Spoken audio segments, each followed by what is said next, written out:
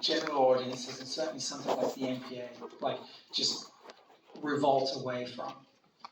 I mean, I didn't really grow up watching my father's films, though. You know, like I know I was sort of around that stuff, but I wasn't really exposed to it any more than a kid normally would be exposed to that kind of thing. I watched Fast Company a lot on beta, but like in retrospect, it was probably a TV edit because I watched it as an adult. And I was like, there are a lot more boobs in this. Than I remember. I feel like I would have remembered all these boobs. But so I didn't really, you know.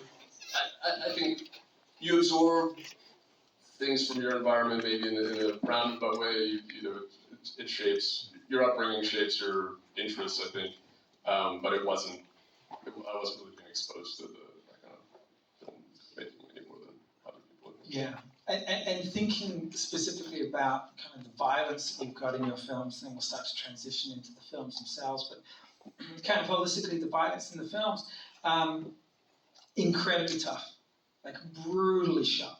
Like there's nothing that's left to the imagination. As you're writing, because you're, you know, with this and Possessor and Antivirus, so you're writing your films. Are you seeing the violence depicted in your writing as you're doing it? Is it something that comes to life when you're there and you're shooting? Kareem, your cinematographer on these last two films, you guys work really intimately. How does that come to life?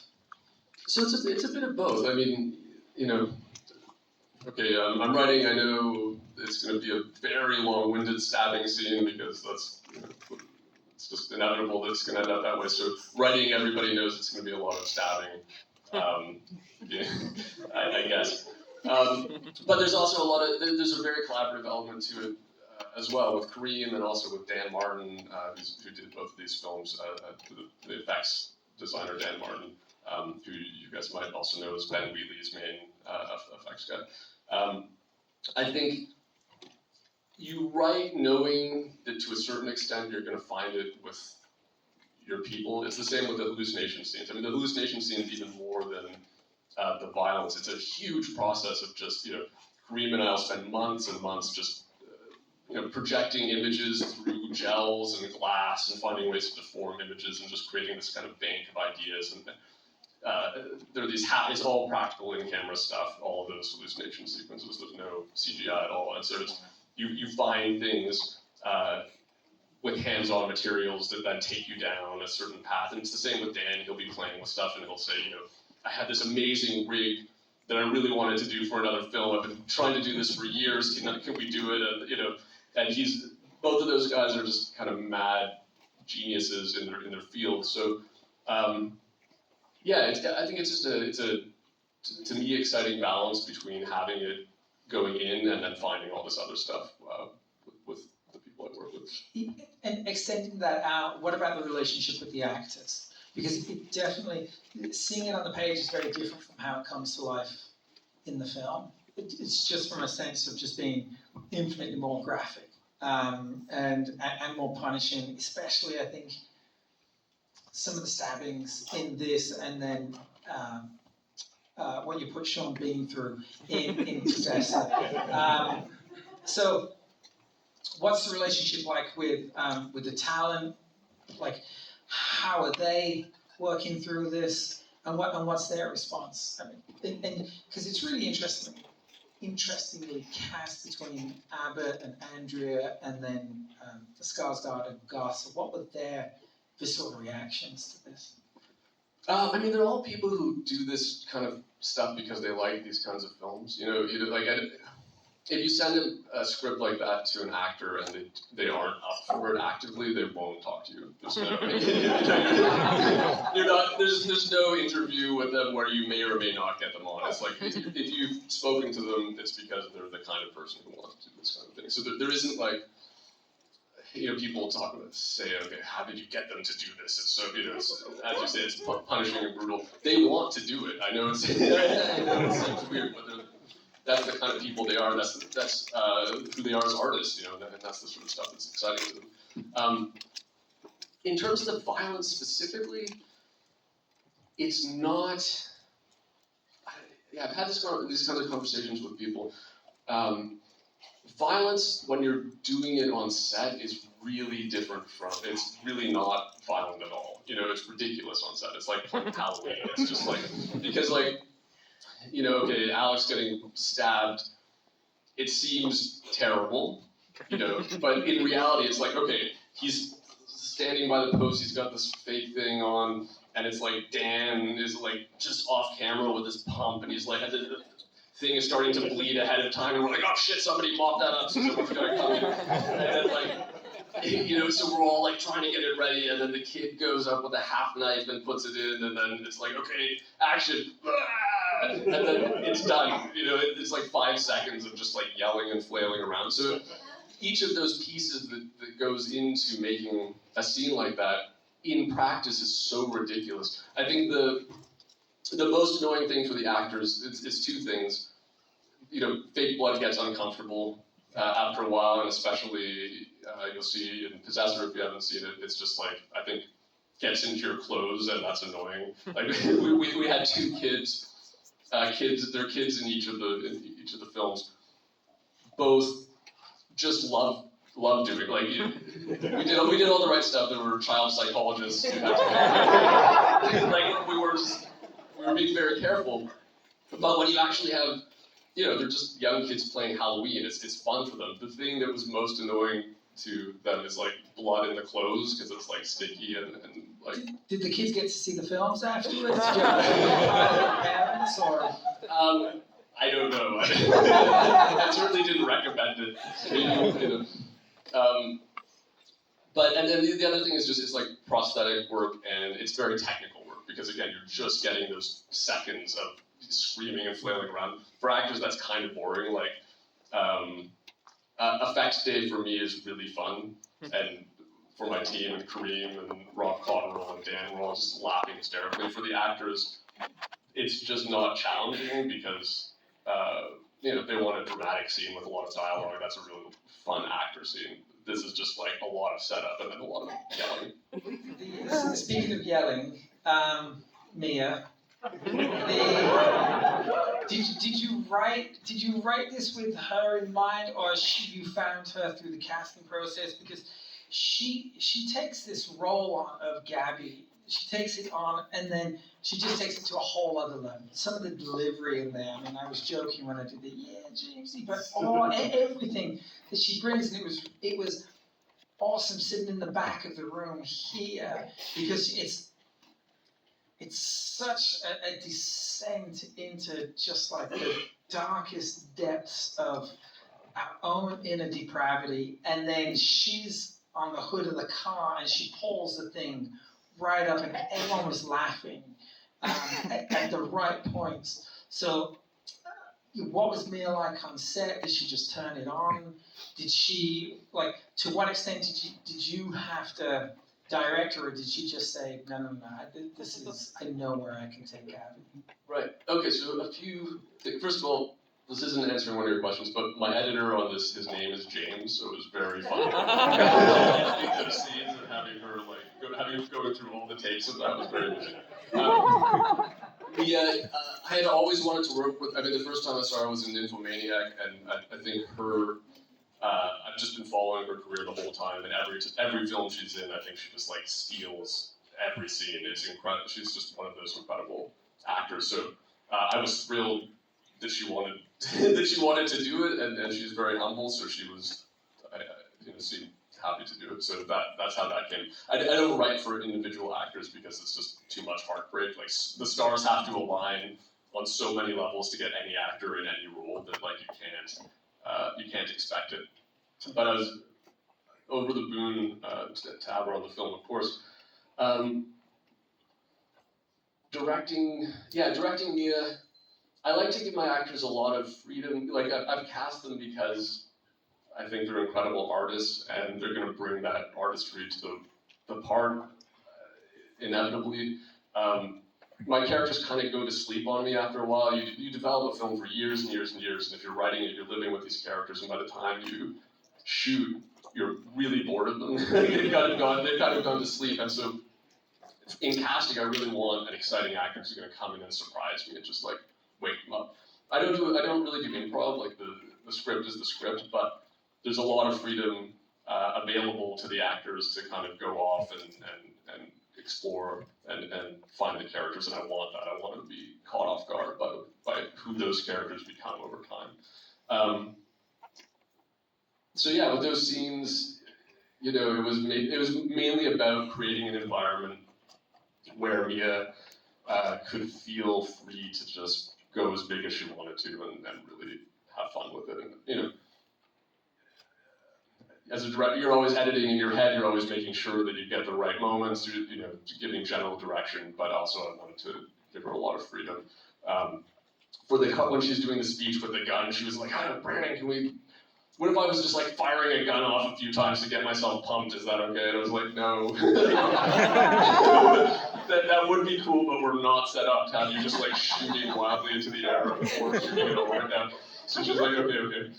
And then she, so what she did was she ran around the bus and was like taunting Alex in the bus and going, James, like slapping the windows, and then she'd run to the car and then do it. So with Mia, there's kind of she turns it up, she takes some time and gets herself into it in this really amazing way. Sometimes for a few scenes we would just roll the camera and let her do like takes and just like get herself worked up. She goes into this incredible place and then immediately afterwards just turns it off and is like super polite and delightful. Like she doesn't bring any of it onto the set afterwards. She gets herself worked up and then it's just like, oh, thank you. You're saying she's a polite young English woman and not a deranged sociopath. I don't know her in her life. I can't, you know, but on set she was just totally delightful and really easy to work with and great. It was just, yeah. That's really... the quote. If anyone knows Mia, that's the quote. She was delightful to work with. She's not a deranged sociopath. And then Alex, it's almost an inversion of who he is and who we've seen him, even going all the way back to True Blood. Like he's always been this super dominant alpha male, and this came out. This came out after Northman. I think that's right. Where he'd just been like just ripping people's throats out with his bare teeth. So that's also perfect casting as well, because it's against character for who he'd been previously. Yeah, but he is a very funny and subversive guy, you know, and he likes to push himself to these extremes, and he likes to do things that are unexpected. I mean, I think that's one of the, you know, you can tell this in his performances, and that's one of the reasons I love him so much as an actor, is he has the presence and the ability to do this sort of Hollywood leading man thing, and he has done that stuff, and he can. You know, he's got the look and the charisma, and that's its own talent, you know, not to diminish that. Yeah. But he's way more interesting than that, and he really wants to push himself to these extremes and do unexpected stuff, and he has the ability to do both things. And so, especially for a film like this, it was perfect because he could begin the film looking like he stepped out of this tourist brochure, but then play completely against type and go to all these weird places and you know, wear a leash and you know, but that, again, that's stuff that he likes, like he wants to. Well, again, I don't know him in his personal life. I will say that when we were doing Q&As together, he insisted on being walked. That was On a leash. I walked him on a leash several times, and that was his idea. So take what you want from that. Oh, we're taking a lot. Also a delightful guy to work with. No, but he was totally. And the thing is, you're doing indie filmmaking in a live resort, you know, on a budget with a crazy schedule. You need actors who are going to be game, and they were so like up for it and willing to put up with us basically. Yeah. And like if it hadn't been, if we had difficult, you know, diva actors, it would have been. Because you shot this in Croatia. And Hungary, half in Budapest, half in Budapest. And it was at a resort, but the resort wasn't closed, correct? No, we thought it was going to be closed. so the resort they brought us all. They agreed to do the film during like the peak of COVID, when they thought they were going to have nobody there, and they were like, "Oh, this is great. We'll at least have people there living," because we lived there for a few weeks when we were shooting. But Croatia, you know, It's Croatia. it's the Dalmatian coast. They, you know, the non-coastal Croatians will tell you they're a little easygoing on the coast. There's a bit of an intra-Croatian rivalry there. So it was just open for business the whole time we were there, and they didn't want us there because we were disrupted. And so stuff would happen like we'd be in a lobby shooting, and we would have booked the lobby, but it's a live lobby, and so their receptionist was like struggling with our actor receptionist for control of the computer. And like Alex is there trying to block the scene, and next to him there are like 8 elderly people who need toilet paper. And, it's just like, and there's this angry jazz pianist who kept starting up in the middle of shooting. He was meant to go on at 8 and it was 9, and like I was like, could you just tell the jazz pianist like we're shooting a movie? And they're like, okay, I guess if you want, like. So it was a wild time. Okay, one more story about the short. So they had these teams come in from various companies. They would come in, like T-Mobile was there. They do all these like team building things. Yeah. And so one week it was the FBI. My first AD and I were like floating in the sea, and this boat full of FBI agents like, pulled up, and they got off, and they were there for a week doing FBI team building, and like they were running marathons and filming themselves with drones. I have this picture. It's our set, and it says "Do not sit here" in big letters, and like 80 FBI agents are sitting on the set, and they've broken. There were these drunken FBI ladies. This was my favorite thing. Drunken FBI ladies came up to us in the middle of shooting a scene, and they said, "Where's your ID?" And they said, "Look, we've heard Alexander Skarsgård is around. Is that true?" And they were talking to my camera operator, Johan, and he was like, "I don't know." And they were like, "You know, if this was the United States, it would be a federal offense to lie to." And he said, "Well, we're in Croatia." They went, okay. And then just sort of stumbled off somewhere. It was crazy. But it's the FBI agents super thirsty. The FBI are perched.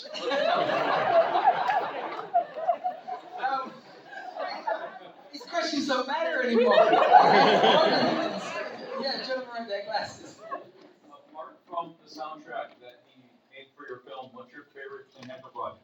What's your favorite? I'll repeat the question for the audience. Apart from the soundtrack, what's your favorite Tim Hecker project? Here, you can have a I don't really have favorites, you know, like, I know Rape Death is like the, you know, maybe general go-to favorite for people like us. I don't know, I don't know how to do favorites, I'm terrible at that. He's just great.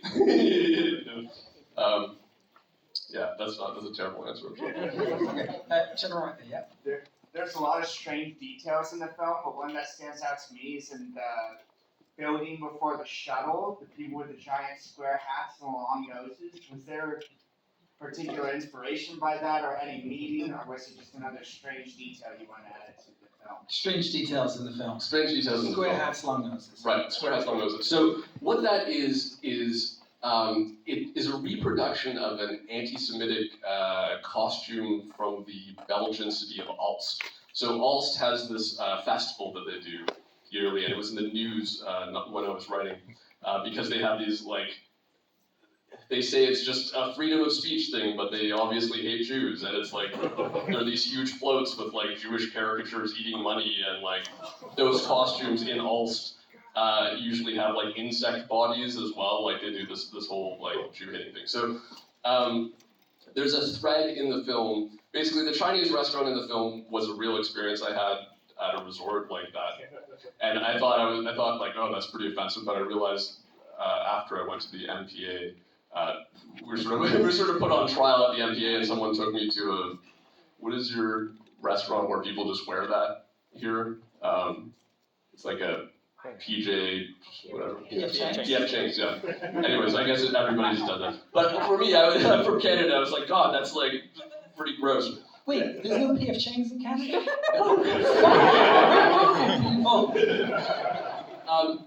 But so I was like, okay, it's a surreal thing to be at this resort and seeing this kind of like cultural appropriation commodification, but also weirdly thematic because all of it's this like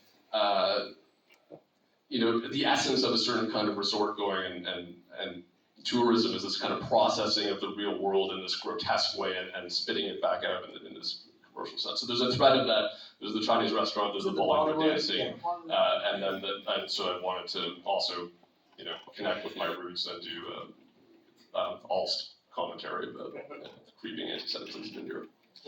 That warrants this gentleman's name. Just take that one. Right there with the mask. Yep. Hi, yes. So, I just want to say thank you for being here. Possessor is one of my absolute favorite films, and I have fond memories of actually seeing it when Beyond showed it at the drive-in in Mission Tiki during the pandemic. It's a true story. Yeah. You can have a vinyl as well. I want to ask actually about the music too, because I'm a musician and a filmmaker, so one of the things that really does stick with me, thank you very much, is the music of the film. And Jim Williams, amazing in all of his stuff. I love Titan. I know there's a question in there. Yeah, there's a question. His score and Tim Hacko's, they're sonically so different. They're both based off of ambience. But Tim Hacko goes into much more dark electronic, while Williams' Possessor is kind of how I would call demented jazz. So I'm wondering if you could talk about the process behind crafting those soundtracks. And when Can you talk about the two schools? Yeah. So I mean, part of it is they're both just composers I really love and respect, and I think so that there are kind of two aspects of it. It's what I want, and what I want is usually a mix of electronic and acoustic instrumentation that creates this kind of, as you say, there's sort of ambient elements, although not entirely, especially with Jim's score, as for those of you who haven't seen Possessor yet, there are themes and stuff, they're classical themes. But also they're two very different composers who have different strengths and different impulses, and, with a movie, I think, there's a sense that as a director, you're sort of, you're getting into everything and sort of imposing your will on all aspects of the thing and sort of controlling it up to a certain extent. But there's also a degree to which you're really collaborating with wonderful artists who are bringing their own artistry to it, and it's really their film as well. And so a lot of your decision making as a director is finding artists who you respect and giving them some freedom to bring their work to it and to bring their own art to it. So, I'm sure my composers will tell you I'm nitpicky and super annoying to deal with. That's probably true of me generally, but also, they know different musicians, they have different instruments that they like, they bring, so I'll say generally this is the kind of mood that I want, this is sort of what I feel like the score needs to do. They'll say, what about this stuff? And both of them were really great about doing sort of rough tracks before we had edited so that we could slot their cues in while we were cutting. And when you're doing that, when someone does that, it's fantastic because the film it rejects some of the music and it really absorbs some of the music, and some stuff you're not expecting, like Jim's score. There's all this sort of like horn stuff that's like, kind of a weird variant on sort of a classic noir score. I would never in a million years have said, Jim, do that, but he just played around with it and we started cutting to it and we're like, wow, it's really eating this up, so let's embrace that theme. And then, so there's a real back and forth with both of those composers. They're very, very generous, but also are putting so much of themselves and their own art into it, and it's that process that led to those differences, I think. Is there a point in the filmmaking process where you know the composer that you wanted for each of these films? Yes, but it's kind of late. Like, it's sort of late. I mean, I feel like, again, it's maybe just an indie film thing. There's never time to think. You don't have any, and so you're like, oh yeah, we'll get it composed, we'll figure out the composer thing, and then like you're usually shooting, and then you're listening to musicians expecting post to happen, and sort of, so it's kind of late in the game for me usually, but I've been really lucky with. I mean, I've loved both of them as artists on their own, and so getting to work with them. Yeah, and they really amplify what and understand, I think, what's happening, what you're making within your films. Yeah. Okay, so there's a waving hand all the way in the back corner. Yes. Can you talk about the masks? They're so incredibly effective. Yeah, please. The masks. Sure, yeah, the masks. So the masks are designed by Richard Rapphorst, who some of you might know. He's a filmmaker and concept artist and comic book artist. He did Frankenstein's Army, if any of you know that movie. And we just, I mean, the masks were obviously going to be a central image in the film.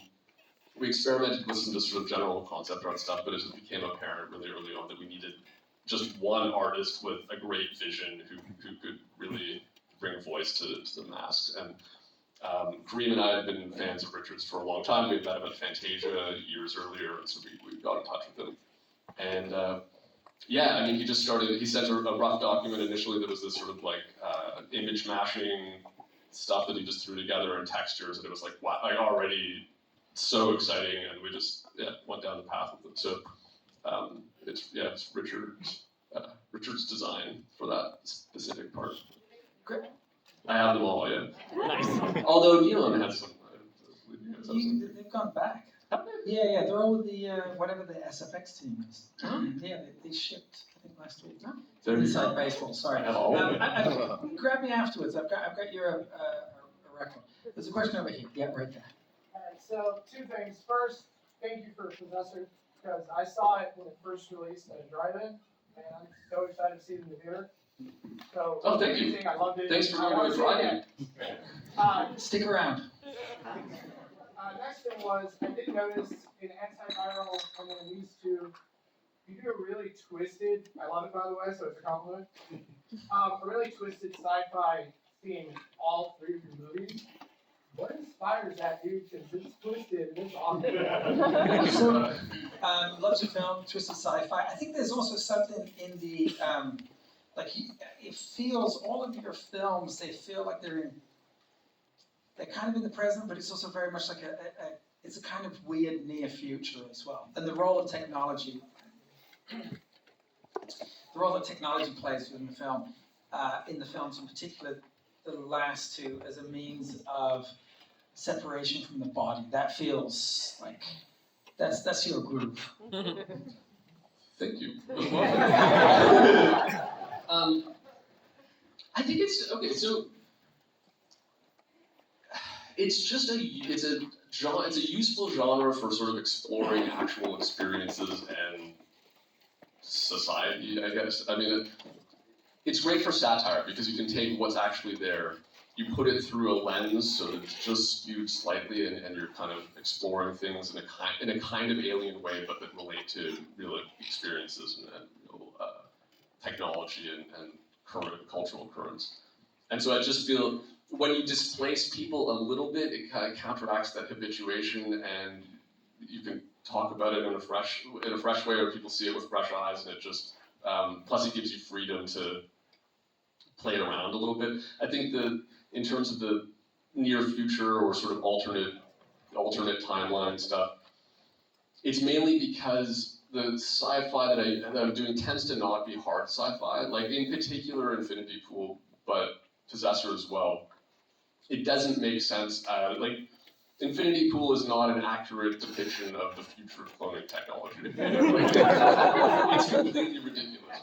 And it's like, it's almost more like magic realism in a way, where it's like you take a world that's sort of familiar and you tweak it in this particular way, and that lets you talk about certain stuff because of all the consequences that flow from that change. Possessor a little different because it's more of a different world, but I think I don't know why, like, it's just where my head's at, I guess, but I like using the sci-fi to talk about certain things rather than comment on where we're actually going. Not that there's anything wrong with that. I think it's fair to say as well, because we're, in particular, I think with Infinity War, because it's just a step away from where we are. It's far closer to being grounded in a reality. We see ourselves in this, and then ultimately it becomes far more horrific. And even though you said the cloning is ridiculous, it also becomes more believable because it's right. Well, thank you. General, Yeah, I'm curious about like your conversation back and forth with the NPAA. Do they kind of tell you exactly what to cut, or do you get to make some concessions, or what are those conversations yeah, like? those evil NPA folks. How's that process? So the MPA. So I can talk about this openly because there was a New York Times article about Ethan, right?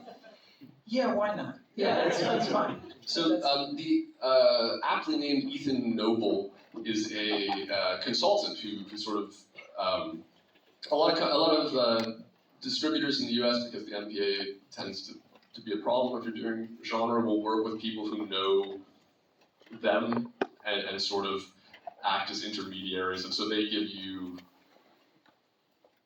sort of vague, kind of horrible feedback, and then Ethan goes, what they mean is, like, here's how to enact that in a concrete way. Like, I think if you do this, and this, that will sort of address what they're getting at.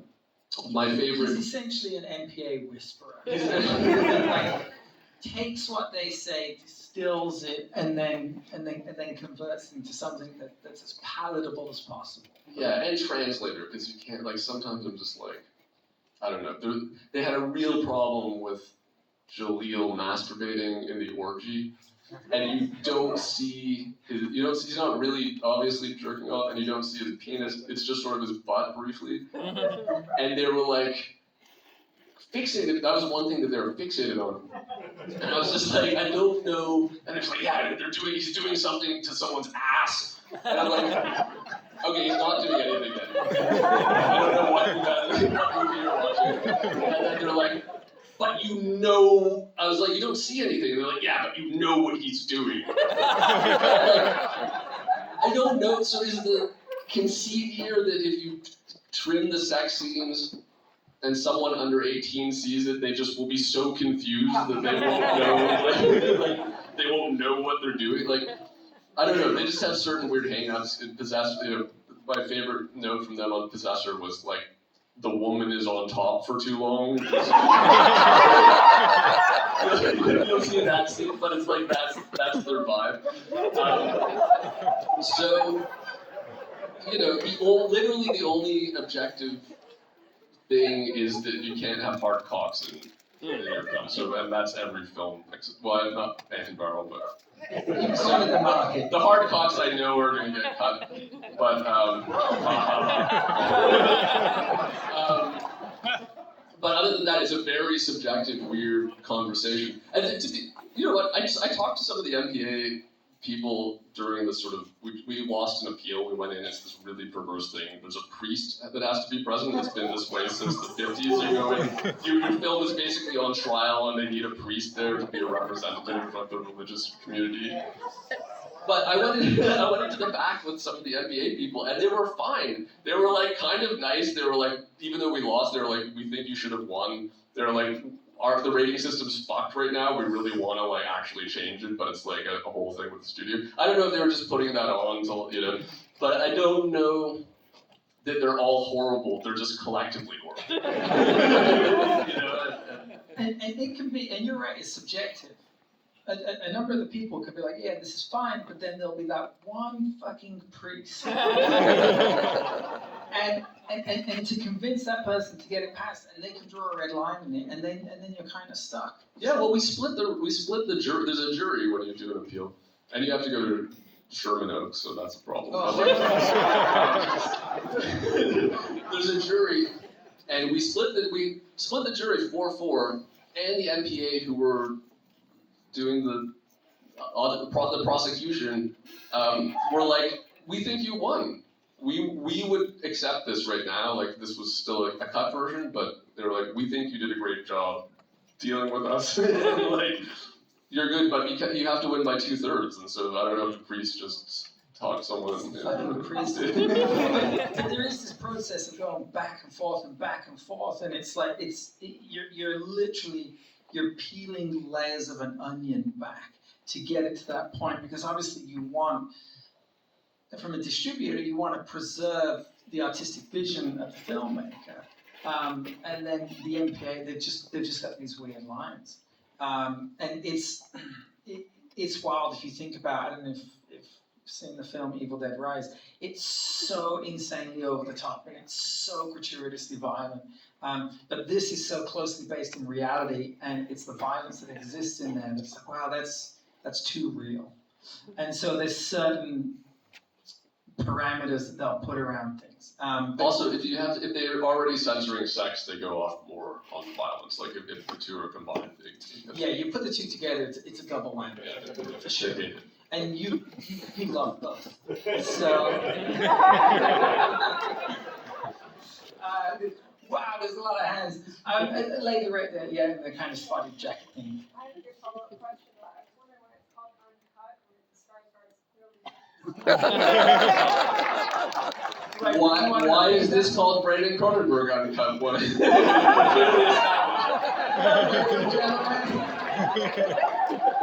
definitely get one. I got one. Oh, you got it? Oh, give it to that guy right there with glasses. There's someone that made me 2 hands up. He's so excited. Oh, sorry, you have another question? Does it be the last one? I don't think so. But I was just really curious about like the women in the movie and kind of their role that they play in kind of getting him to become his alter ego, I guess. And you know, like it's interesting how look kind of spinning off the Uncut thing. I mean, she obviously is trying to get him to go to places that that will challenge him or make him go wild and all that. And then she later on says that his wife is the kind of woman who's going to make him, emasculated or whatever. And I just thought that was interesting. You're kind of using the women against, like, to make him feel like he needs to be more a man, aka violent. And so I just was curious, like, your thought process with that, and like what I just thought it was cool how you use that, and I just wanted to kind of. The question is about the role of women, in particular Gabby and her relationship with James, and how she's able to turn him into emasculate. Yeah, so I mean, I think the thing about James as a character, and this is, I wrote this film. My first film and my second film were 8 years apart, and I just was failing every day to make a movie for like 8 years. It was really so. And when you're like trying to write something and you're failing all the time, James isn't a stand-in for me, but there's a degree to which he is a kind of self-mockery. There's a thread in there that's about me making fun of myself and my own insecurities and vanity and whatever. So I think for the different women, it's like basically James, in my mind, is someone who should let go of this. Like he's failed he's never going to be a writer. He wrote this one book that should never have been published. He's not going to be, and he's getting older, and he should really just like, I think anyone in his life, including M, would see that it's just he's clinging to this sort of vain illusion of himself. And so I don't think M, with all the emasculation and the leading him to violence, that's Gabby playing to his image of himself in a way, if that makes sense. Like I think M's vision of him is as he actually is, which is like this guy who really should move on, and he's getting older, and she sees him for who he really is. He doesn't like that because he's clinging to this image of himself, and then Gabby sort of comes in and can see, like, presents a version of himself that he is clinging to, and so that's what opens him up to her sort of vacation, if that makes sense.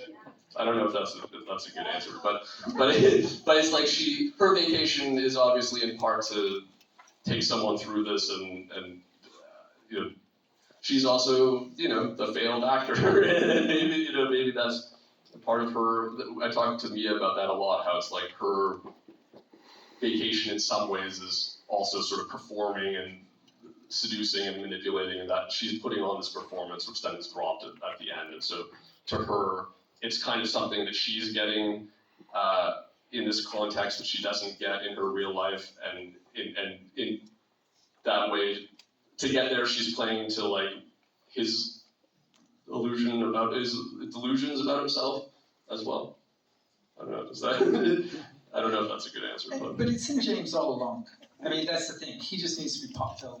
it's in him all along. But it's, you know, it's like this scene on the beach. You know, this is sort of like what he wants to hear. Like, oh yeah, it's not that I'm like this pathetic failure. It's just women, you know, like you know, keeping me down, and, you know.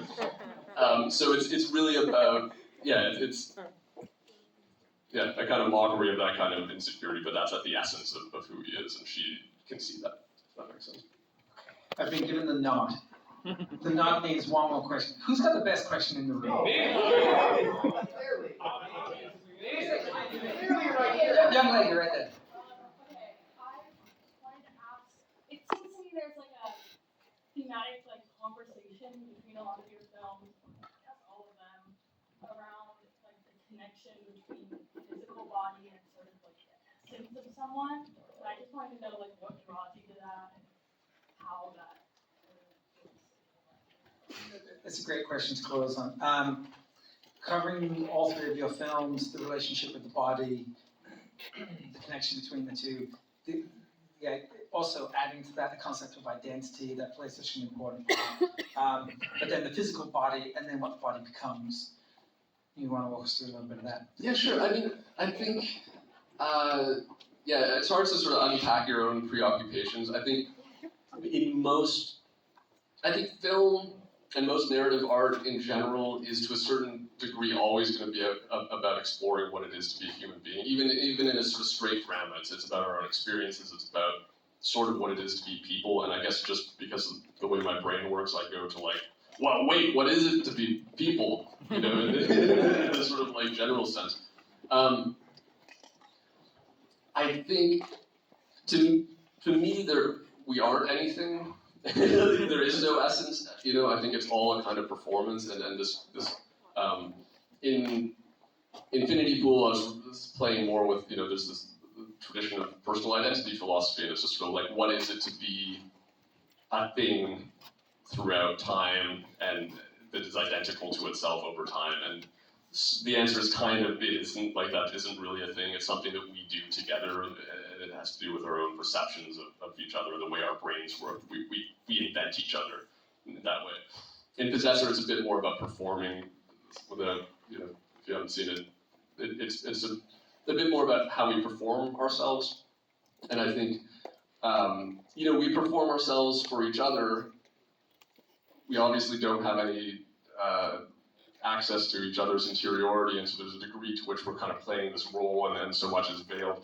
But I don't think internally we know who we are either. I think we perform this version of ourselves for ourselves because, you know, it's, in extreme cases, we all know there's people who just have this very obvious lack of self-awareness, and you know, who they are in reality is obviously so different from who they think they are, and we can kind of get a glimpse at that self-image, and we can see that there's a disconnect there. But to a certain degree, that's everybody, right? We don't know who we are in the world. We're just kind of guessing at it. We're lying to ourselves constantly, for sure. And so, I think especially with these last two films, there are different ways of getting to some degree at the idea that we are collective fictions as people. You know, we invent ourselves and other people invent us. And it's this collective narrative writing, whether intentionally or not, that makes a person. And the body is sort of part of that. But it's the way our brains work, and it's the way we respond to other physical bodies rather than because of some like essence or some sort of soul. That's a very rambling answer. I don't know. That's a good one. Brandon, so we're going to watch, I'm going time check. So it's 9:56. We're gonna watch Possessor next. We'll do that. Ryan, 10:05. Is that cool? So we'll do a quick 10-minute changeover. Brandon, I can't thank you enough for being here. It's been a long time coming. It's a pleasure and an honor to screen your films, but in particular in their uncut form. So thank you for coming all the way from here. Woo! So